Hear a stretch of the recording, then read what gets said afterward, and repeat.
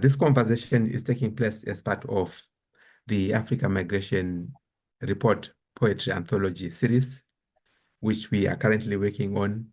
The Poetry Anthology series was inspired by the Africa Migration Report produced by the African Union and IOM, which presents research on African migration and mobility. And while the AU and IOM's report is a formal report, our poetry anthology explores the past, present, and futures of African migration through poetry, prose, and conversations such as these with poets and other writers who are working on the theme of African migration. We've got an open call for submissions. The call is open 365 days a year because every day is Africa Day.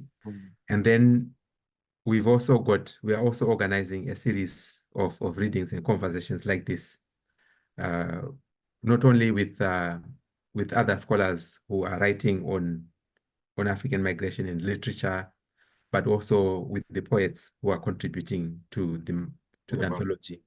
Okay. Because we would also like to center that orality, the oral cultures, and to have these conversations, because we learn from each other by coming together and talking to each other. Absolutely. And for those who are joining us, we are listening to Professors Losambe and Ojaide, who are editors of the Routledge Handbook of the New African Diasporic Literature. Thank you. Yeah, very good. And also, Maisa and Abiodun, you wanted to say something. If you unmute, please. Yeah, mine was just a comment, really, on how interesting this is, coming from an outsider's insider's perspective, because yeah, my PhD is on identity through homeland travel by the Portuguese diaspora, but I have grown up in South Africa my entire life, and I do research in the tourism space, and it's been for the last few decades, that knowledge has been produced outside of Africa. And only recently we have really been seeing African authors and academics producing research on tourism, and particularly in the African context, but also on the African diaspora within Africa, which is something that's lacking as well. So it's just really a comment. That's good, yeah. Yeah, and also, yeah, thank you. And Francis, if you could also unmute. So yes, I would just like to say that it has been a wonderful discussion, presentation. Thank you so much for focusing on this topic. My PhD title is Hybrid Life Writing and Memoir Polemics on Race. And as a Yoruba Nigerian who started school in Yoruba Nigeria, my hometown is Ijebu-Ode, but then continued school in the UK and then finished secondary school in Japan. I recognize, yeah, been all over the world. I recognize the extent to which there's nowhere near enough narratives based on, for example, my hometown or my home region, my home country, out there to help people more properly contextualize the reality of, let's face it, the cradle of humanity. And having this book that you've put together for us, this wonderful book, I know for a fact it's going to feature a lot in my thesis for sure. This is lovely, great research material. This handbook on the new African diasporic literature, because it's quite literally what I will be emulating in my own writing. Thank you. Thank you for putting this together. Thank you. Thank you. Thank you.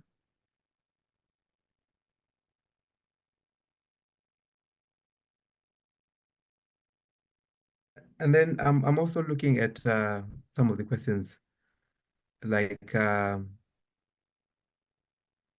one from Francis, who is asking about freedom of expression on the continent and in the diaspora.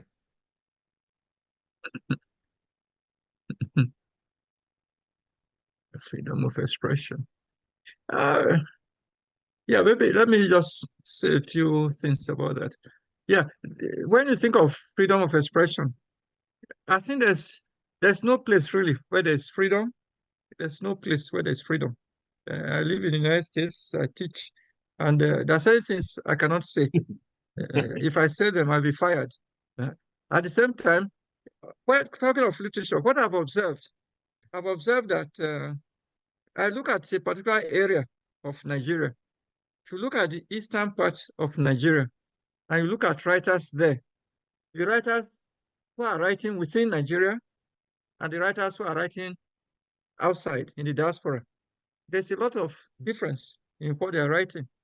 If we look at what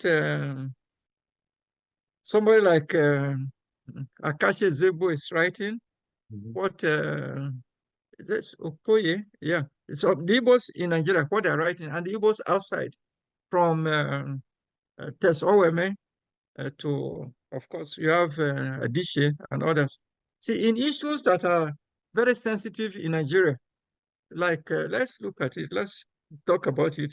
When you look at issues of gays and lesbians, such issues, it's mainly the diasporic writers that write so much about it. And you rarely see in the works of those inside Nigeria writing about such things. So when you talk about freedom of expression, that could be that in the liberal West, in the so liberal in quotes in the West, you can write about what they are used to, they are familiar with, what they approve of, and get away with it. And in fact, whether scholars or writers, I've seen some, they write so much about such practices in Igbo land. But those in Nigeria will almost deny that there are such things. And you never see whether the scholars or the writers. There are works written by some Igbo scholars within the United States. Of course, they are creative writers. They write so much about such things. But as those in Nigeria don't write about it. So if you talk about freedom in that way, it's not courage. If you, what you think you can write about in one place, you cannot write about it in another place. And there's a phenomenon in Africa that some writers, they write outside, publish outside. Nobody even reads some of their works, even in Africa. People only hear that they are writers. So that freedom of expression is relative. That when you're in a place that supports a lifestyle, a type of thing, you can write about it. But when you're another one, because of the culture whom you live with, those around you, you don't write about such things. So I think that's something I've observed myself. I don't know whether that's what you mean by freedom of expression, but here there are certain things, I will not mention them, which you cannot just write about and condemn. Yeah. No, you're right. And it is not only, in fact, even in literature. Now I was reading or listening to a program in the Congo now where they have association of media association, and the person who, the director of that association has something to do with the government, either he's nominated by the government or appointed by the government. And I know recently, I heard them saying that now on the television, any channel that shows things like The Bachelor that they show in America here will be banned, or where you have homosexuality, like men kissing, now all those things that will be banned. So as you're saying, really, there was a time in Zimbabwe where Mugabe at a certain point really banned everything that had to do with homosexuality. He regards it as perversion, unlike in South Africa. And so you have some of the same thing, I think it will be in Uganda, where there were some laws. And so those are some kind of a censorship, but then in that sense, those are the things that you do not probably find in the United States, because this is a society where the writer, you can write all those things, and that is different a little bit from teaching at the university. Like, you know, if for instance you do, as we have now, some problems as you know, what is happening in the Middle East, and I have even invited, when Dennis Brutus came here, and Dennis Brutus knew that this university, we have a lot of endowment, you know, from the Jewish part of the USA population, and the rich people, and so they Dennis Brutus would not comment on certain things when he came here. So you see some things, but you could write. They can be here and there. People will criticize you, but nothing will probably, you know. So you have that. But in Africa, you have a situation where they will again evoke a tradition, saying this is not consistent with African tradition, and so we do. And I don't know where you know, some of those things existed, but the people would not come out because it was not appropriate, and they would not be afraid. They would be seen as perverts. And so there were, even in this country, in the Western Europe, in the country, when James Baldwin, or during the Harlem Renaissance period, we had Langston Hughes, Countee Cullen, and later on Baldwin and others who were gay people. But they never, even when they wrote in their poetry, you know, some queer motives, it had to be hidden in some ways, you know. It was not until towards the end, 1927, towards the end of the Harlem Renaissance, that they started having courage to do things like that. It was not open until in most recent time as well. So those things take time as well. I know that that even in African countries, a number of those issues will come up. And Francis is also asking if you could comment on migration within Africa, and also xenophobia, such as we are seeing in South Africa. But, you know, this is not only xenophobia in South Africa. Maybe I could also add, if you could also comment on what's happening with states like Libya, Tunisia, Morocco, Egypt, and their treatment of African migrants, and also the language that they're using to talk about African migrants. Yeah, I could talk a little bit about South Africa. Tanure, you wanted to? No, talk about South Africa. Yeah, because you say I have that experience where I spent 8 years in Nigeria, and I taught as a student at the University of Ibadan, and I went to Ondo State University. And that it was Ondo State University, then it became Ekiti University. That is what it is at this moment. And the sum of I was talking to that one of my students now is the head of the Department of English at the University of Ibadan. And the whole time, honestly, I was in Nigeria, I didn't feel at any time I was not treated like a foreigner whose job was threatened. With my father, all my children were born there. We got integrated very much that my best friends, you know, now are from Nigeria. And if I don't tell you that I'm not from Nigeria, you wouldn't know. And so those three, when we spent time and moving from one corner to Nigeria, of Nigeria to another, I felt very much integrated, you know, within Nigeria. I didn't feel at any time that there was that xenophobia where I was considered as a foreigner. In fact, when I went to the University of Swaziland, it is when I started hearing things like that, because we were there, Ghanaians, of course, 70% of public faculty were from different places in America, Canada, but African, Ghanaians, Nigerians. So we were there, and then suddenly I came into contact with that spirit or that attitude.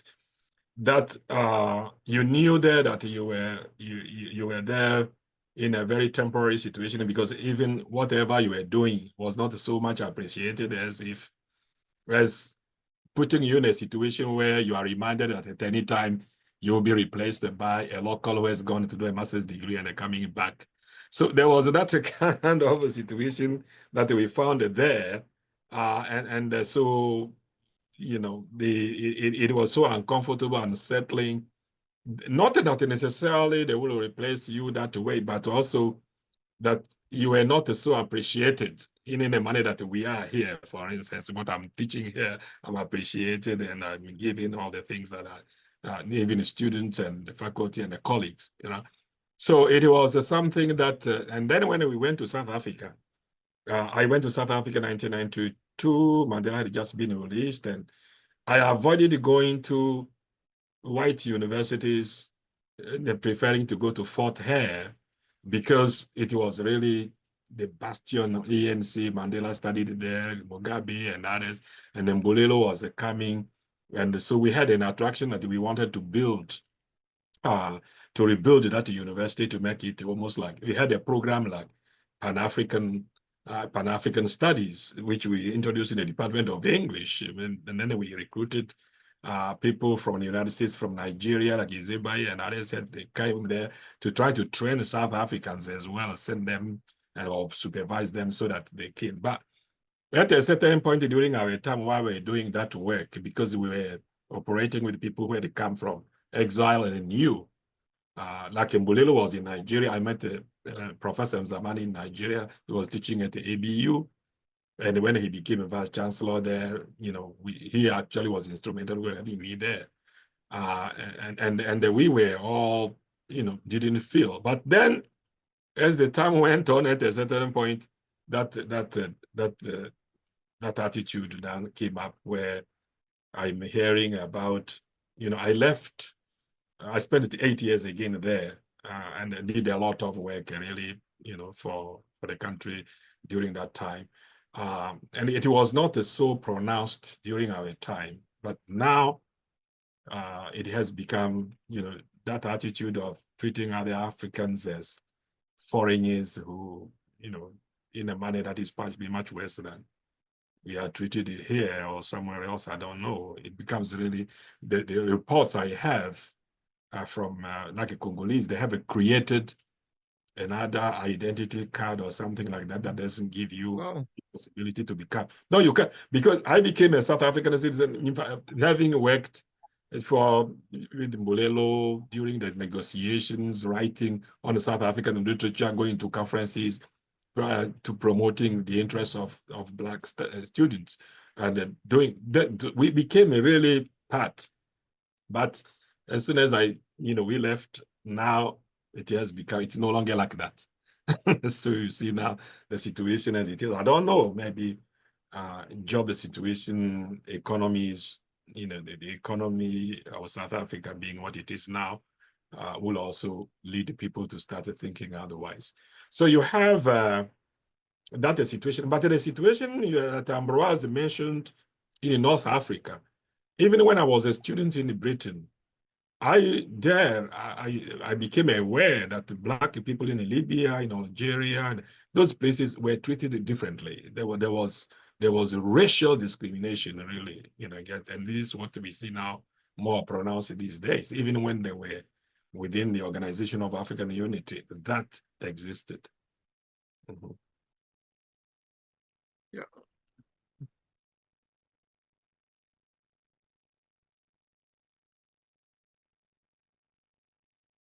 Professor Jed, I don't know if you would like to. No, I think it's really sad.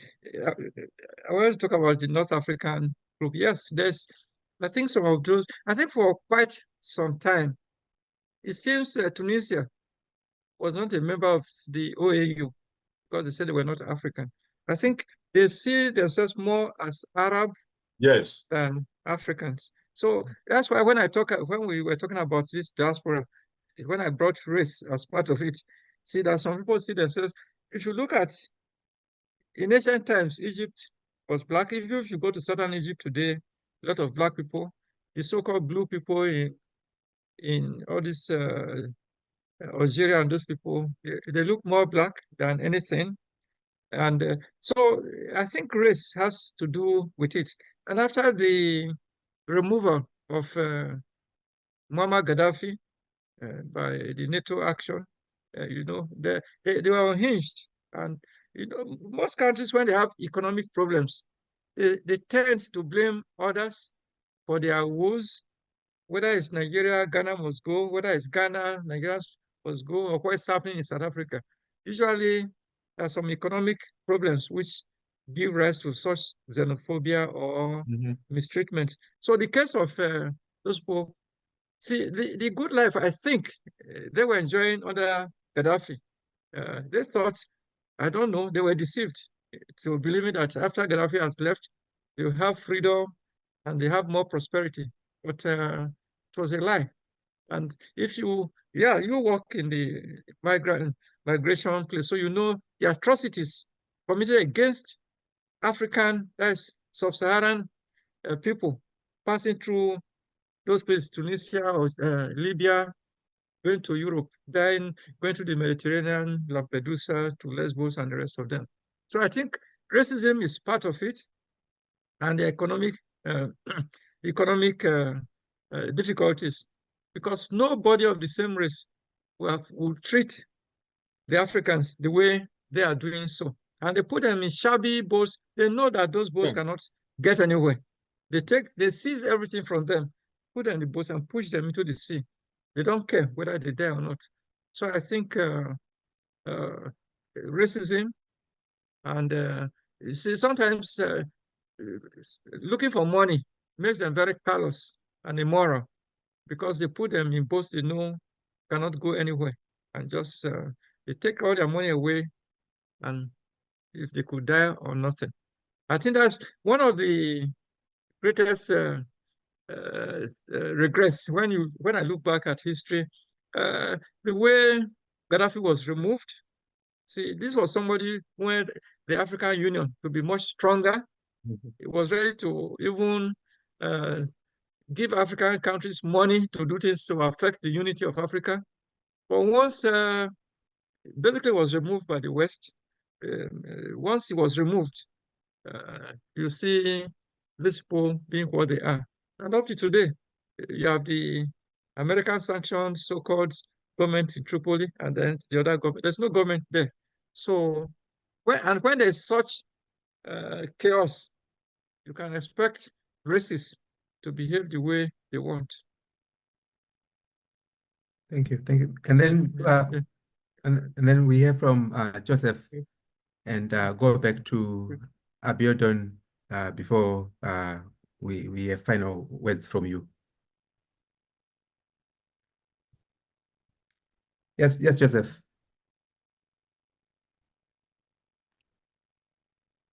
Joseph, do you want to speak?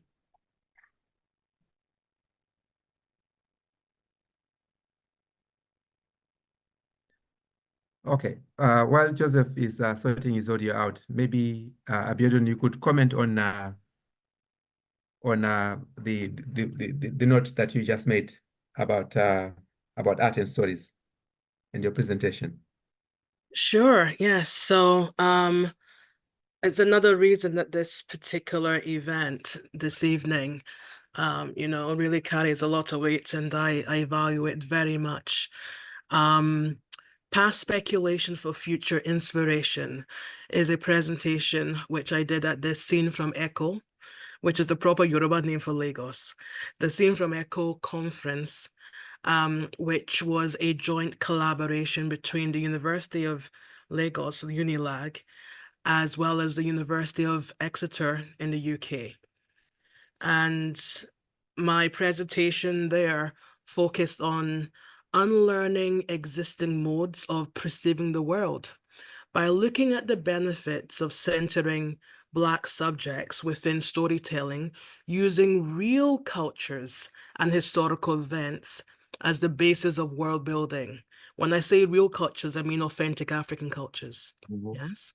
So we have people like sociologist Kende Andrews saying, art has often been explicitly used as a tool to advocate for white supremacy, to which there has been pushback from Black Westerners, in other words, people of African origin who are based in the West, who are raised in the West, who have no real ties to the African continent. Now, what is the pushback from those Black Westerners? They've centered melanated subjects in non-African cultural input, right? So that can include London-based activists, Legally Black, recreating famous film posters, including Titanic and Harry Potter, with Black people taking the lead roles, as well as artists reimagining artworks like The Birth of Venus, the Mona Lisa with a Black focus. However, surely the vast annals of original stories and heroes throughout the African continent would be a better focus in film posters or indeed paintings to celebrate authentic melanated cultures, beauty, ingenuity, and diverse Blackness in general. So rather than inserting Black subject into white art forms, it seems more sensible to insert Black subjects into Black art forms inspired by long-established cultural identities throughout the African continent. So in the literature, or indeed the written arts, because arts could take many forms, visual arts, and of course writing is a written art. Diasporic speculative fiction authors using Yoruba culture specifically, as well as Yoruba spirituality, the Ifa belief system, for their world building have included Nigerian-American Tomi Adeyemi in her Children of Blood and Bone novel series. And similarly, in my forthcoming short story collection, Eredo Games. Eredo is named for Shongbo Eredo, which is a historical landmark in my hometown in southwestern Nigeria. The collection, Eredo Games, the central parameters are determined by the Yoruba Kojoda calendar. Yes. So often the first exposure to these Ifa and Kojoda aspects to Yoruba culture novices, it's elicited a lot of excitement, with some even thinking their descriptions sound futuristic rather than millennia-old West African tradition. I mean, for the rest of the world, the current year is 2024. In the Kojoda calendar, our calendar year is 10,066. So we have 8 millennia on the rest of the world, and our culture is fantastically old. But because it's not been exposed to the rest of the world, you've got these novices thinking, oh, it sounds futuristic. It's so out of their imagination that it sounds futuristic. And so this type of excitement can also build confidence in younger diasporic generations as consumers enjoy pre-colonial Yoruba cultural purity untainted by its post-colonial disruption, upending any residual white supremacist messaging by celebrating our melanated identities through artistry, through writing, through literature. And in this way, the diaspora can truly reap the storytelling benefits of past speculation for future inspiration. That's what my presentation was all about. That's good. Yeah. That's excellent. Excellent. I think and the short story collection once, if you could send us the titles, once it started. Yeah. I certainly will. Thank you. Yeah. So we come back to you, Professor Losambe and Professor Ojaide. In all that we've said today, and also working with the responses from people who were present, are there things that you'd like to add or emphasize? Well, let me go. I wanted to really thank you very much and congratulate you for creating this forum. I don't know whether you're the only person or the originator of the project, This is really, it has been very nice to hear from, yes, Abiodun has just the kind of work that Abiodun is doing, and many people are going from there, very also positioning. And the Maisa, it is something that is, that really has, when we were doing this book, had we known about what you are talking about and the contact that way, probably we would have, or in the subsequent volumes of project we have, that will enable us to incorporate some of these new voices, you know, in the diaspora.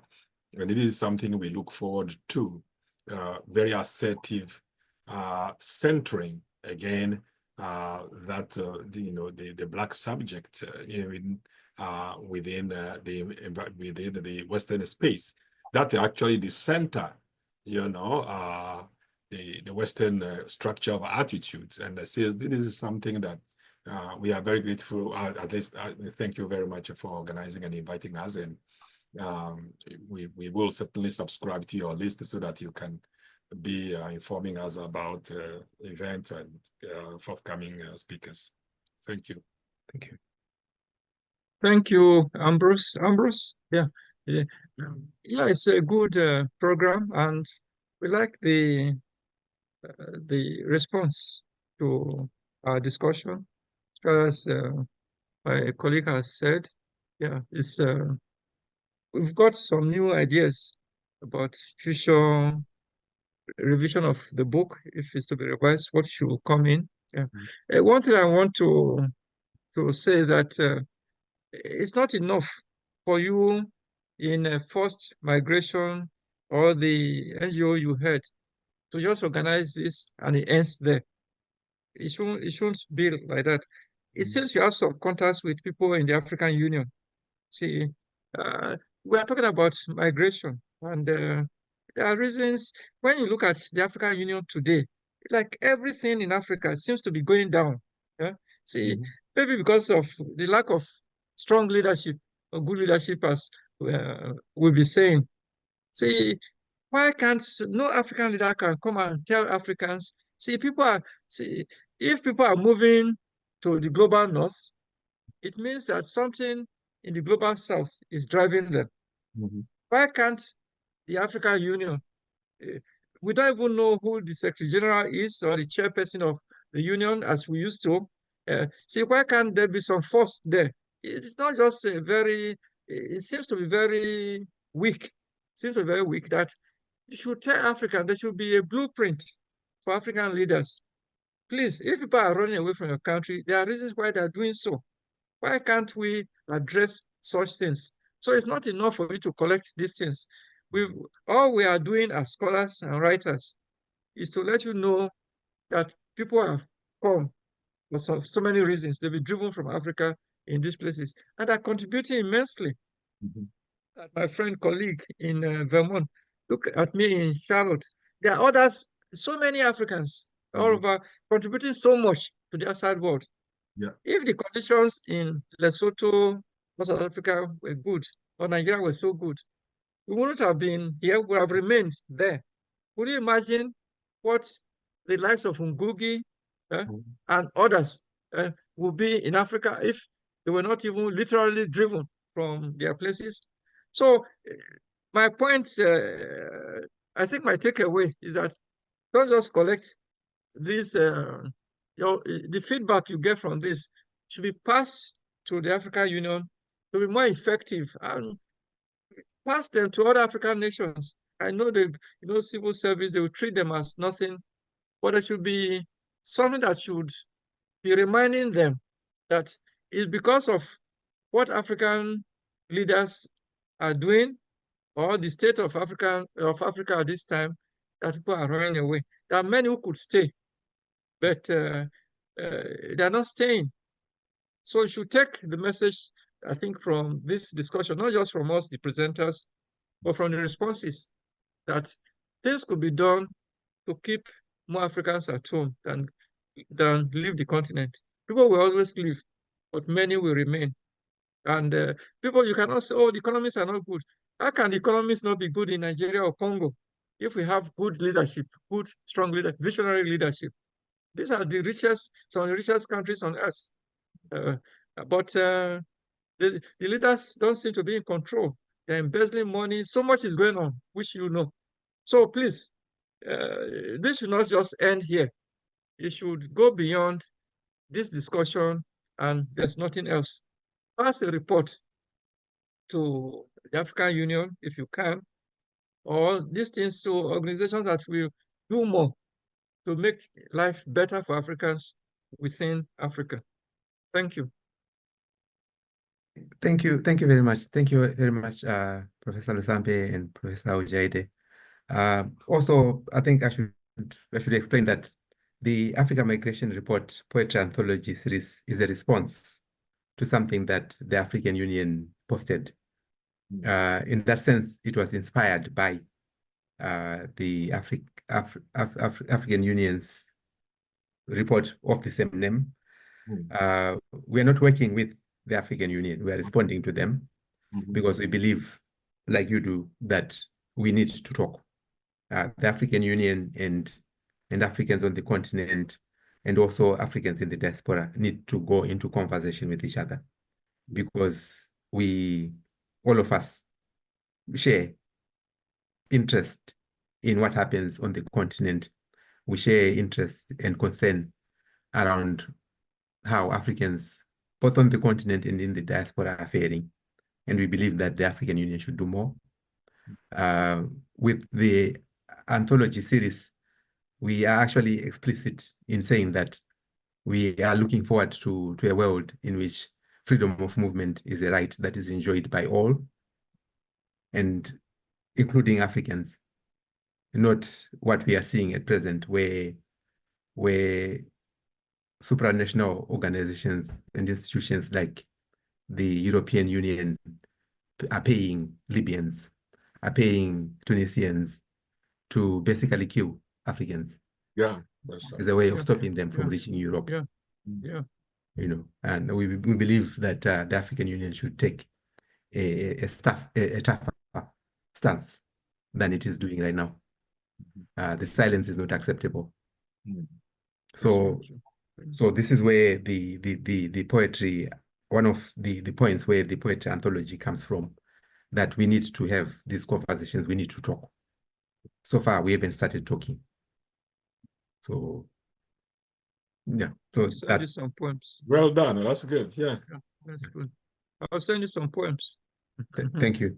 Thank you. Yeah. Thank you. Oh, and which reminds me, let me put our call for submissions in the chat, and then we wind down.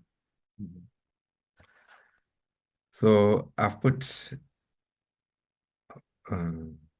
putting them now. Yeah.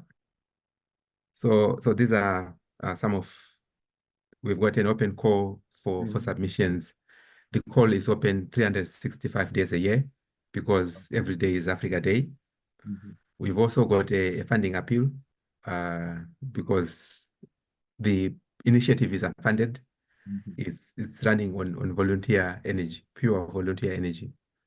And then we are also organizing a series of readings and conversations like this, not only with other scholars who are writing on African migration and literature, but also with the poets who are contributing to the anthology.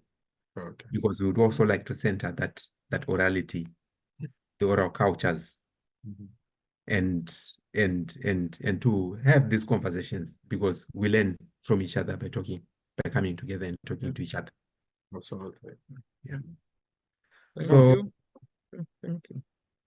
Yeah. So on this note, I thank you, Professor Lokangaka That's right. Losambe, and Professor Tanure Ojaide. And thank you very much for your generosity, the time that you've given to us, and also for the work that you put into the Routledge Handbook of New African Diasporic Literature. We will also be adding it to our reading list. This conversation is taking place as part of the African Migration Report Poetry Anthology series, which we are currently working on. The Poetry Anthology series was inspired by the African Migration Report produced by the African Union and IOM, which presents research on African migration and mobility. And while the AU and IOM's report is a formal report, our poetry anthology explores the past, present, and futures of African migration through poetry, prose, and conversations such as these with poets and other writers who are working on the theme of African migration. So on this note, I say thank you and see you again next time. Thank Thank you. you. Thank you. Thank you. Thank you. Thank you very much. What a wonderful event. Thank Thank you you. very Thank you. much. All the best. Thank Best you. wishes. See you again. Thank you. Bye.